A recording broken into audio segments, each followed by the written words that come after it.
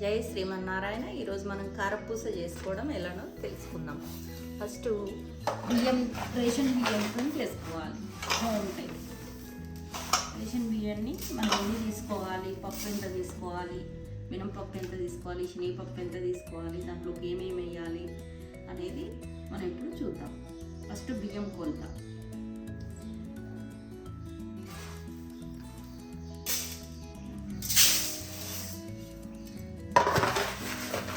నేను 3 కిలోల బియ్యాన్ని తీసుకున్నానండి.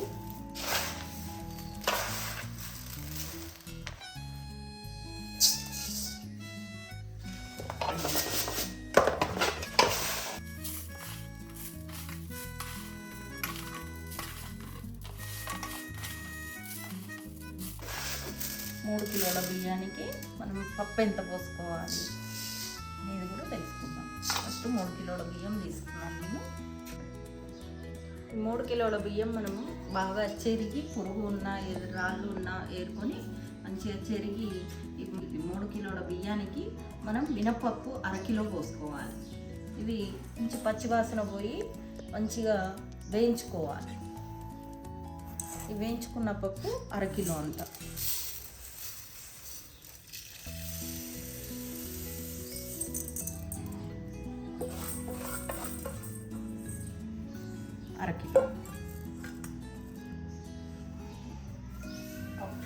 మినపప్పు 1/2 కిలో. అట్లే శనగపప్పు కూడా వేయించుకోవాలి. కొద్దిగా రెడ్ కలర్, బ్రౌన్ కలర్లోకి వచ్చే వరకు వేయించుకొని, ఇది 1/4 కిలో. ఏంటంటే టేస్ట్ కోసం మాత్రం. 1/4 కిలో.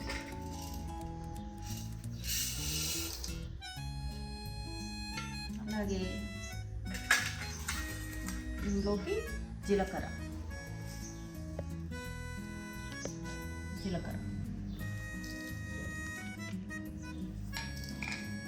దీంట్లోకి ఓమ ఎందుకంటే ఈ అరుగుదల కోసం, గ్యాస్ ఫామ్ కాకుండా అరుగుదల కోసం ఓమను వేసుకోవాలి. ఇట్లా జీలకర్ర, ఓమ వేసుకున్నవన్నీ ఇప్పుడు ఇవన్నీ ఎందుకు అంటే దీంట్లో బియ్యం పట్టించుకునేటప్పుడే వేసుకుంటే దీంట్లో కలిసిపోతాయి. ఇవన్నీ కలిపి మనం పిండి పట్టించుకోవాలి.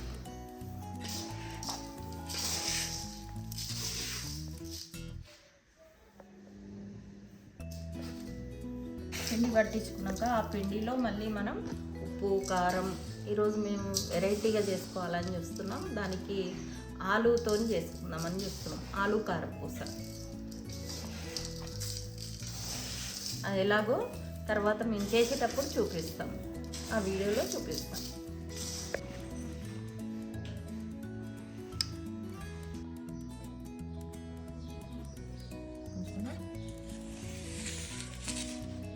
ఇలా పట్టించుకోవాలండి పిండి. ఇలా మెత్తగా పట్టించుకున్న పిండిలో ఇప్పుడు మనం ఉప్పు, కారం, పసుపు, ఆలుగడ్డ అని చెప్పుకున్నాం కదా, అవి ఉడకబెట్టుకొని పొట్టు తీసి పక్క పెట్టుకున్న ఆలుగడ్డలో ఇవి మెత్తగా స్మాష్ చేసుకొని ఈ పిండిలో కలుపుకోవాలి. ఎలాగో ఇప్పుడు చూద్దాం. ఫస్ట్ పసుపు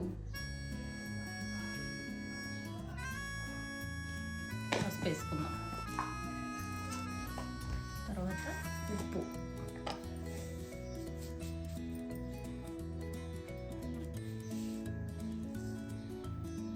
సరిపడా వేసుకోవాలి. అందాజ మీకు ఎంత పిండి ఉంటే దాన్ని బట్టి వేసుకోండి. నేను ఇలాగే చేస్తాను కాబట్టి మీకు కూడా అలాగే చెప్తున్నాను. తర్వాత కారం. ఇందాకే మనం జీలకర్ర, ఓమ అవి పిండిలో వేసి పట్టించుకున్నాం కదా, ఇప్పుడు అవసరం లేదు. ఉప్పు, కారం, పసుపు ఇవి వేసుకుంటే చాలు.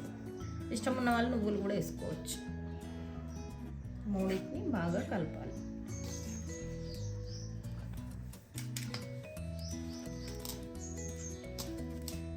అన్నీ కలిసిన తర్వాత ఆలుగడ్డలు మెత్తగా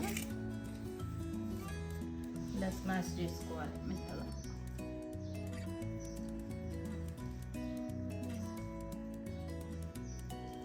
ఇప్పి స్మాష్ చేసుకొని అవి కూడా దీంట్లో కలిపేసుకొని పిండి కలుపుకొని అవి గిద్దెలు ఉంటాయి కదా వాటిలలో పెట్టుకొని కారపూస చేసేసుకోవడమే.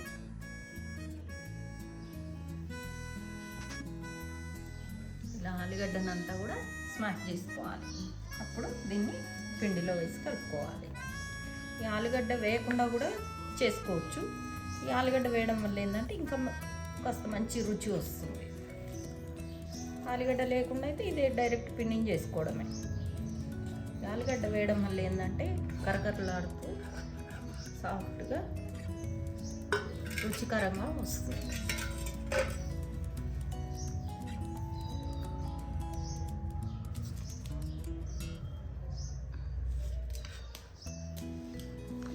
ఈ పిండి అంతా ఒక పెద్ద బౌల్లోకి తీసుకొని దాంట్లో అన్నీ సరిగా కలిసేటట్టుగా మంచిగా కలుపుకోవాలి.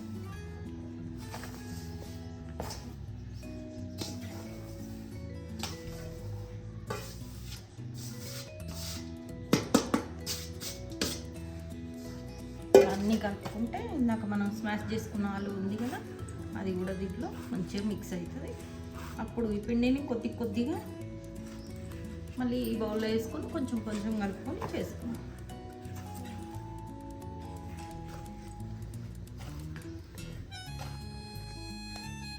ఇలా మొత్తం కలుపుకున్నాం కదండి. ఇందాక పిండి మొత్తం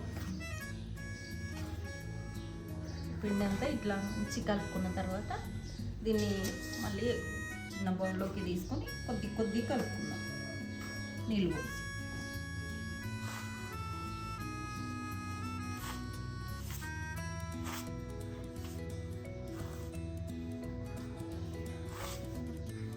ఇలా కొద్ది పిండి తీసుకొని దీన్ని పక్క పెట్టుకొని దీంట్లోకి నీళ్ళు పోసి కలుపుకుందాం.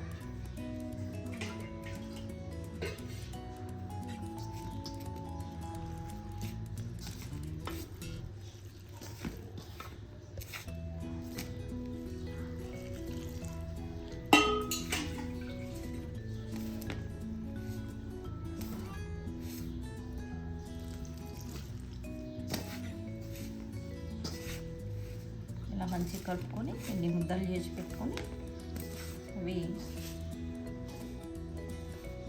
గిద్దెలలో పెట్టుకొని నూనెలో పెట్టుకుంటాం.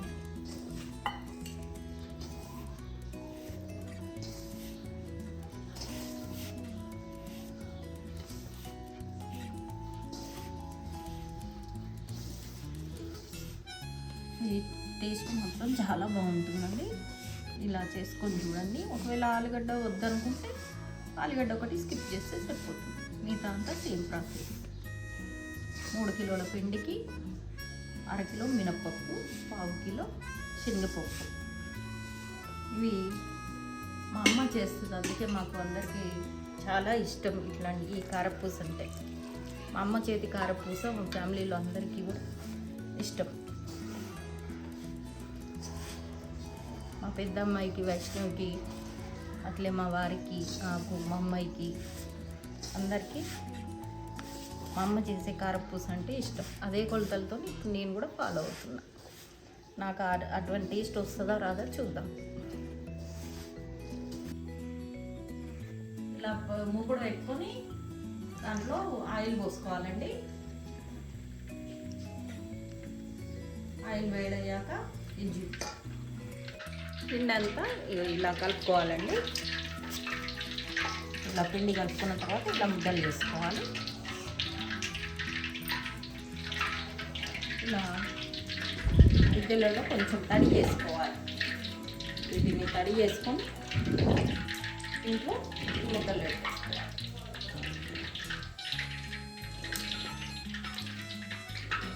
ఇలా పెట్టుకోవాలి.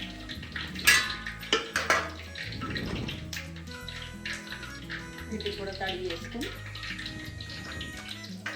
పిండి గట్టిగా కలిపితే గట్టిగా వస్తుందండి. దాంట్లో నూనెలో ప్రెస్ చేయడానికి మెత్తగా కలుపుకుంటే ఈజీగా జారుతుంది.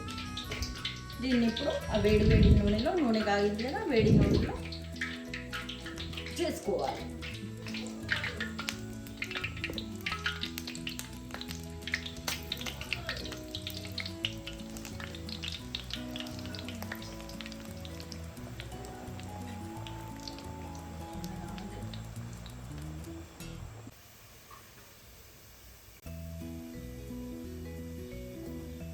ఇలా ముద్దలన్నీ చేసి పెట్టుకోవాలి ఒకేసారి. ఇంకోటి కూడా ఇలాగే తడి చేసుకొని దీన్ని మళ్ళీ దీంట్లో పెట్టేసుకొని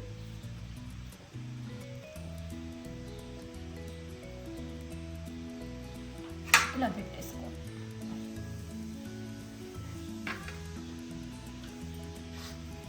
పిండి అంతా కూడా ఇట్లా కొద్ది కొద్ది కలుపుకుంటే మనకి ఎంత ఓపుకుంటే అంత చేసుకోవచ్చు అన్నట్టు.